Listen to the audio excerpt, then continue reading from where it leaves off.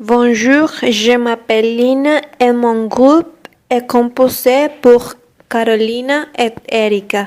Je vais parler sur les clés pour réussir dans l'entreprise. Le premier clé est être innovant. Et c'est une condition pour rester vivant dans les effets et de réinventer avec de nouveaux produits, de la technologie, des talents, etc. Si vous et votre entreprise êtes convaincu que ce qu'il pourrait faire mieux, le faire. Ne perdez pas de temps pour profiter de la tranquillité apparente qui donne le marché. Pas de marché vous donnera 30 ans de succès. Les mécanismes de gestion anciens n'assurent pas vous suivre vivant. Par exemple, le cas de l'entreprise Apple qui implante l'écran tactile quand en cette époque les téléphones avaient un clavier. La deuxième clé est comprendre et motiver le personnel. Être conscient que vos employés sont la principale source de qualité et ils dépendent en grande partie le succès ou l'échec de l'entreprise. Ils sont le visage de votre entreprise. La clé est de considérer les travailleurs comme une sorte de bonne idée et pas seulement comme un ressort. Il est important de garantir l'autonomie des employés, être flexible face aux erreurs et surtout de partager leur vision de l'entreprise. Par conséquent, il est nécessaire de promouvoir la formation d'une culture organisationnelle appropriée pour la mission et la stratégie de l'entreprise. Par exemple, les services d'information de l'entreprise de télécommunications Comcast ont motivé à leurs travailleurs avec promotion et augmentation de salaire pour obtenir un travail plus productif. La troisième clé est une bonne communication. Une communication efficace est très importante pour obtenir un travail productif. Cela est particulièrement vrai pour la communication entre les superviseurs et leurs employés. Pour une bonne communication interne, est nécessaire motiver l'équipe, conserver les meilleurs dans notre organisation, signaler ce qui se passe au sein de l'entreprise, contribuer à changer et améliorer les objectifs, contribuer à instaurer une culture organisationnelle, impliquer les employés dans les objectifs de l'organisation. Par exemple, Google est reconnu par la transmission de toutes ces informations par tous les groupes de travail qui favorisent la synergie dans l'entreprise.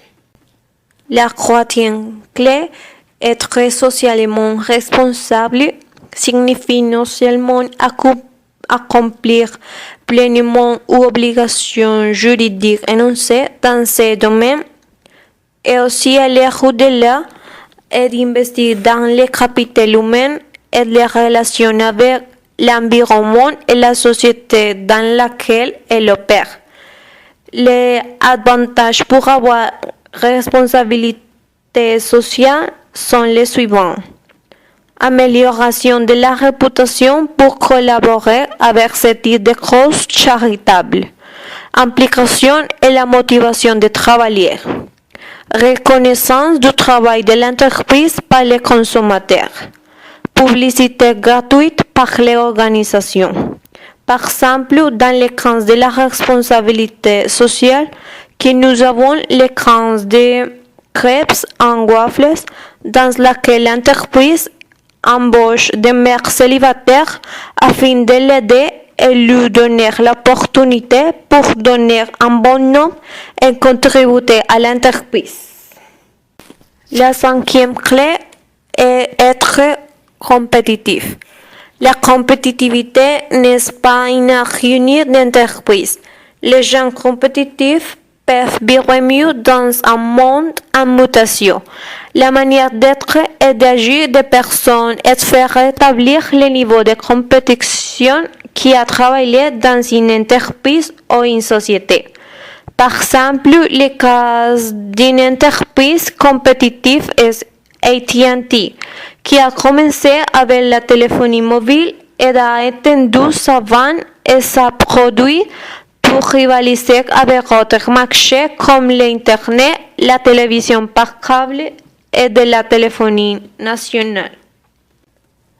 La sixième clé est la gestion du temps. Permet à l'entreprise d'utiliser sa pleine capacité et d'obtenir des résultats plus efficaces. Le temps est un actif intangible qui est une chose essentielle qui fait la différence quand vous allez innover et d'avoir un impact sur le marché. Une entreprise qui fait bon usage de son temps fait bon usage de ses ressources. Par exemple, une entreprise qui fait bonne gestion du temps est la société Virgin Mobile. Il possède des centres d'appel dans différents pays avec des horaires différents afin de fournir un soutien à la clientèle 24 heures par jour. Ce qui peut être fait grâce à l'avantage de la différence de temps dans les autres pays. La septième clé de réalisme, l'efficacité et l'efficience. Gestion d'une entreprise consiste à atteindre l'efficacité et l'efficience dans n'importe quel stade. Les instruments sont l'établissement d'objectifs, les orientations et les approches de l'entreprise. Déterminer qui dessert la structuration de l'organisation, les choix de facteurs d'évaluer les performances, la mixer un système de rémunération contrôle de gestion pour atteindre les objectifs définis.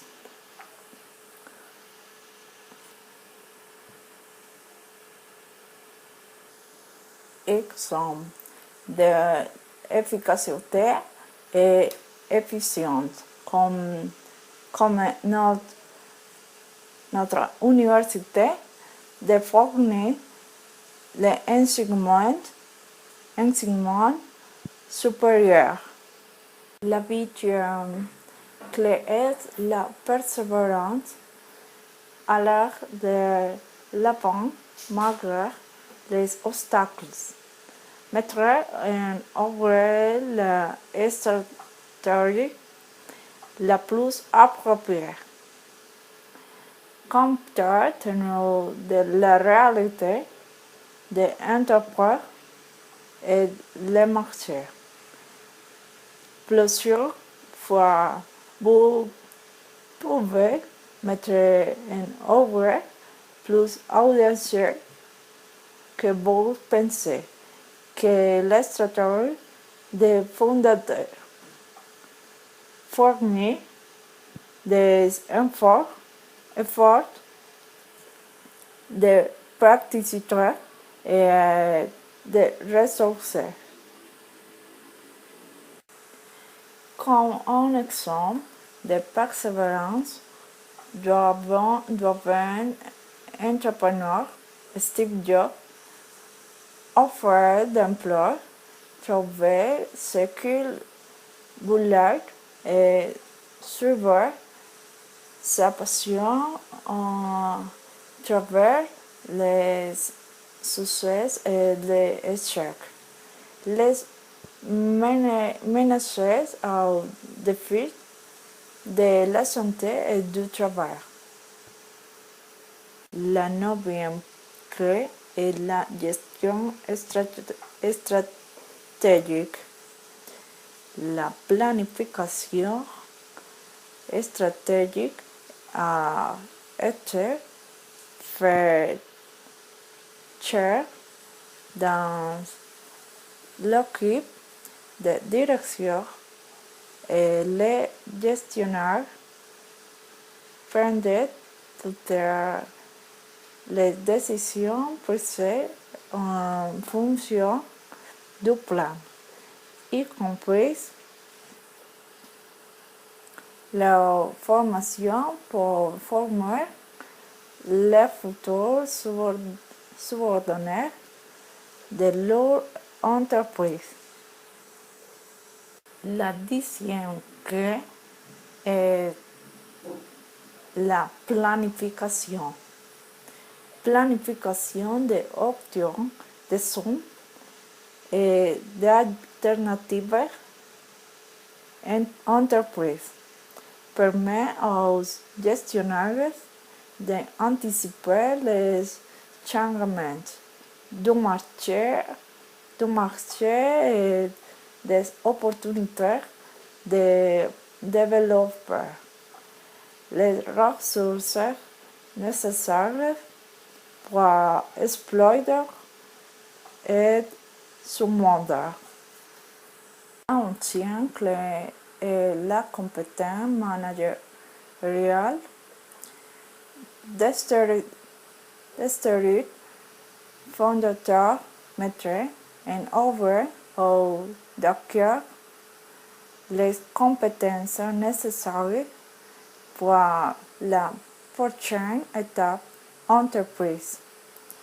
Si ces compétences ne constituent pas, vous pouvez apprendre ou décompléter leurs compétences avec un nouveau partenaire ou acquérir. La deuxième clé, les ressources humaines. L'esprit de l'entreprise en face de recrutement, parents, amis, la similitude de l'âge et à les ressembler dans la vision de la vie. Étape à fois, les fondateurs doivent trouver le personnel nécessaire pour former les changements et les cercles d'amis et de parents déjà épousés.